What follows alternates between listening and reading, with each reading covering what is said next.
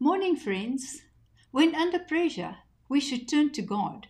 Exodus 14, verse 13 says, "And Moses said to the people, 'Do not be afraid. Stand still and see the salvation of the Lord, which he will accomplish for you today.'" Please pray with me. Father, teach me to stand still before you and see your salvation at work. Remove the rush and anxiety from my heart and help me trust your timing. I lay down my need to control outcomes and rest in your sovereignty. Open my eyes to witness your faithfulness and miracles in my life today. Help me to pause, reflect, and recognize that you are always working behind the scenes.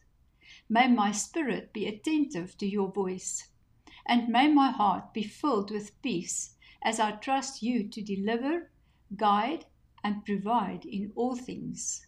Amen.